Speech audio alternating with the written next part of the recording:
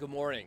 My team and I just spent 90 minutes inside the ICE facility conducting the kind of congressional oversight that we need to see all across the country and frankly is not happening enough. We asked a lot of questions about everything from the process that they're going through to bringing people in, to the conditions that they are. We're very much on the mics, ma'am. The conditions that the detainees here are put into, the food, the access to attorneys, the access to family members that they are given. We have requested more data that they have promised to us on how long people are staying here, and in particular how that has changed over time. You know, some of the observations that I made on my last visit, that there were not enough blankets and adequate facilities for people to be detained here for any length of time. Those have not changed, but we have been promised that they will change. We are going to follow up and stay on top of them to make sure that they get basic humanitarian things like sleeping mats, so they're not sleeping on concrete floors or concrete benches if they have to stay here overnight. To make sure that they get adequate meals that meet basic humanitarian standards, so that people are adequately fed. I asked specific questions about what reading materials they have. I saw a stack of Bibles. Do they have access to Qurans and other religious materials that individuals may request? I was told that that is the case, but all of these things we will follow up on. One thing that was apparent throughout the visit is that the presence that you have here as Americans standing up for American values, it absolutely affects what happens behind those doors. And the practices that we saw, that we've witnessed here in Burlington, do not meet the standards that we would like to see, but they are far better than in other facilities and other places we have seen around the United States. I give all of you a lot of credit for that, and that's why I will continue to be here with you conducting this oversight, going inside the facility, not just standing out here and complaining about it, but going in and getting into the details with the officers to keep them accountable to the laws that they are charged to enforce and that they have to uphold. So many of you are very familiar with the details of this operation, so I want to go into some of those details right now. This is supposed to be a temporary detention facility, and some of our biggest problems with it have been when people have been stuck here for a long time, like Marcelo, the honors kid, stuck here for 6 days back in June when I visited and we came out. Look, the facilities in there are completely inadequate and inhumane for anyone to be staying here for an extended length of time. It does seem that they are moving people through here more quickly. The consequence of that is that they don't have as much time to have lawyers intervene in their cases. So there's a push and pull here where, although the humanitarian standards are inadequate and we don't want people stuck here for a long period of time like Marcelo was detained, at the same time we want to give people adequate access to lawyers and whatnot to see their cases. We dug in detail into the student in Boston who was detained and whisked off to Texas and then to Honduras to understand how that happened so quickly, because it certainly had the appearance that she was being whisked out of Massachusetts before a judge could get after her case. We're going to actually review the logs on this. We've requested the logs, but it is our understanding from the conversation that in many ways she was a victim of bad luck, where she came in, there was already a flight scheduled, a regular rotation flight to move detainees out of here so that they're not stuck here for extended periods of time. She was put on that flight and then sent out to Texas before the order came in. She was not my constituent, but before any other congressional office got in an order or her lawyer made contact to request that the court intervene. These are the kinds of details that we need to get into to hold them accountable. But I'll tell you what, your presence here makes a huge difference. They know that they're being watched. They know that they're being held accountable. and we're going to continue doing that until this situation improves. There are some people who are so opposed to this operation here in Burlington that they want to push ICE out. I'll tell you what, I don't want ICE to not have your supervision.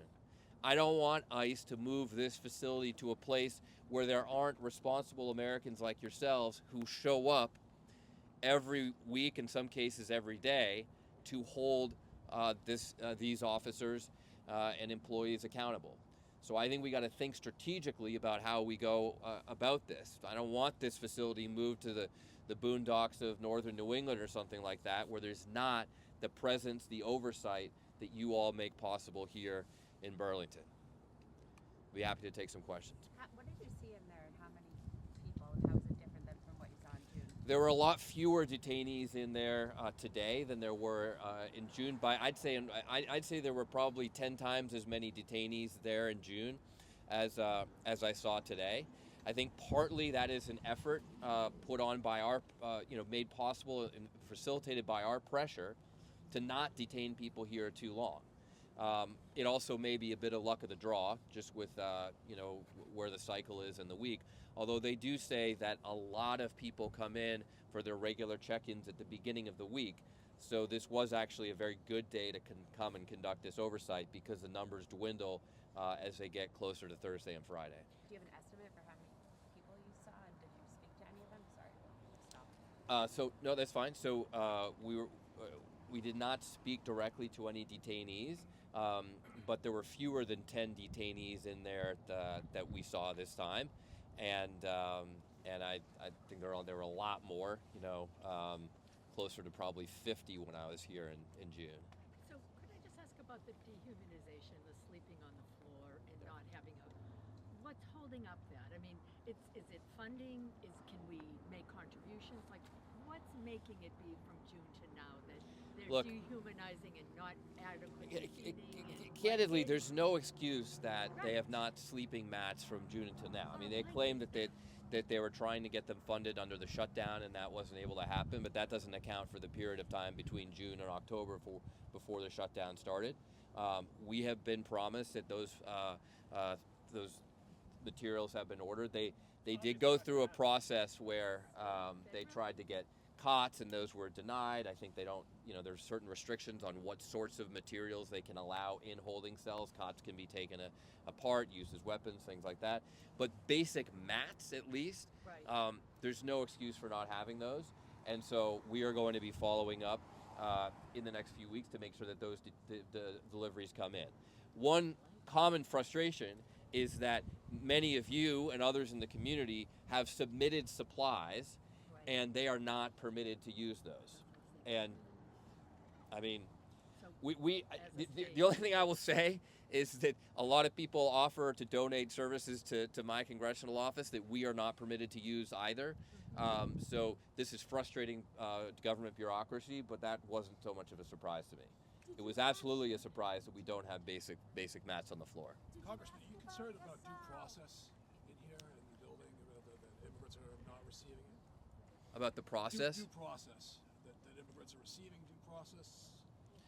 I mean, look, we witnessed an asylum interview going on there. We made a lot of inquiries about how they're able to contact, lawyers and family members.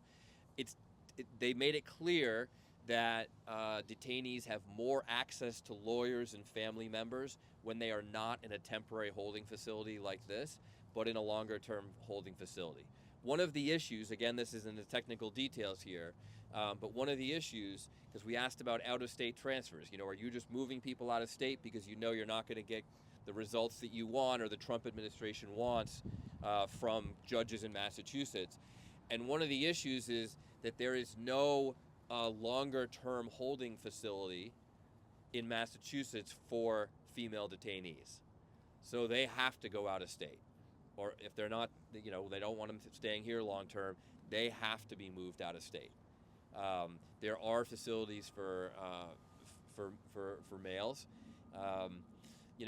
We also asked a lot of questions. I asked questions specifically about the lawlessness that we see from not just ICE, but all these other federal agencies that come in on these raids, and there is definitely some conflict amongst these federal agencies that is not being managed well by this administration.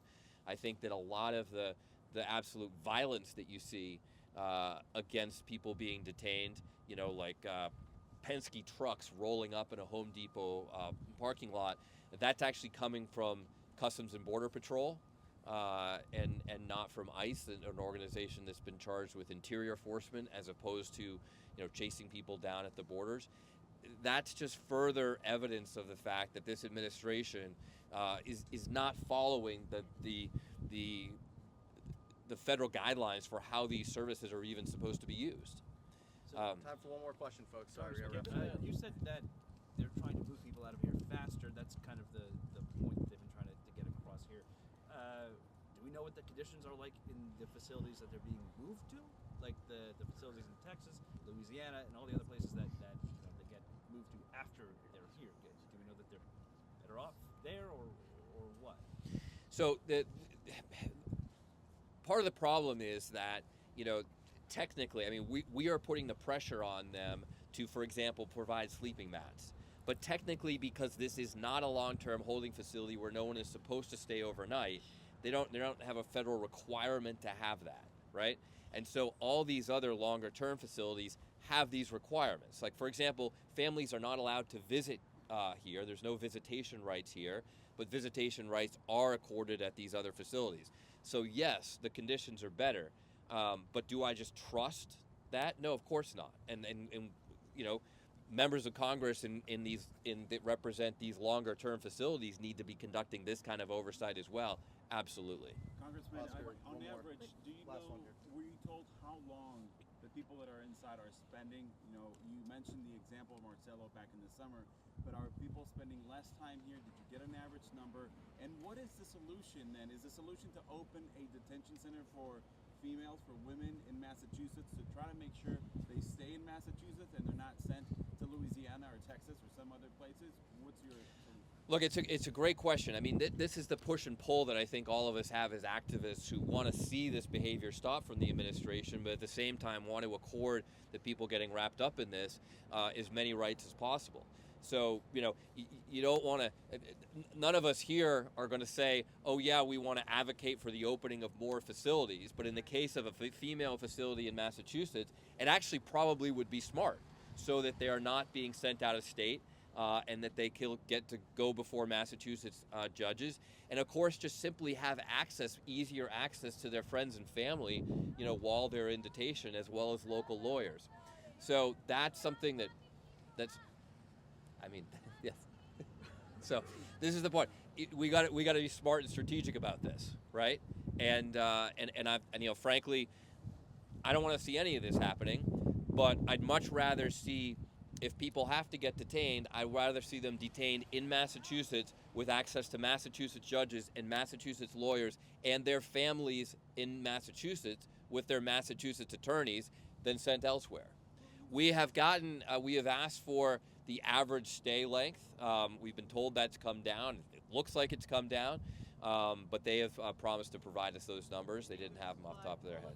All right, we gotta go. Thank you Sorry, very folks, much. we gotta go. Yeah, thank you very Can I much. say about ESAL, have you heard That's about ESAL? Who we are supporting, ESAL Changazo? Do you know about him? We've 2 hours ago.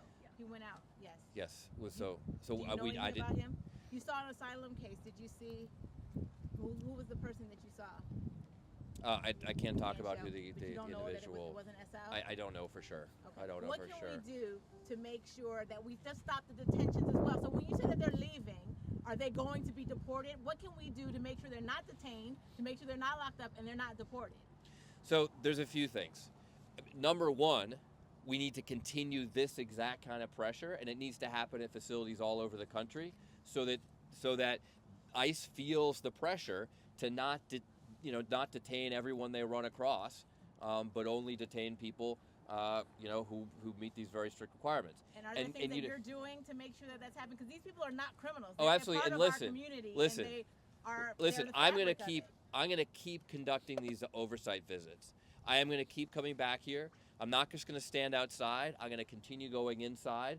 We are going to follow up on all the questions that we asked today, and we're happy to report those results to you as well. Thank you very much for coming.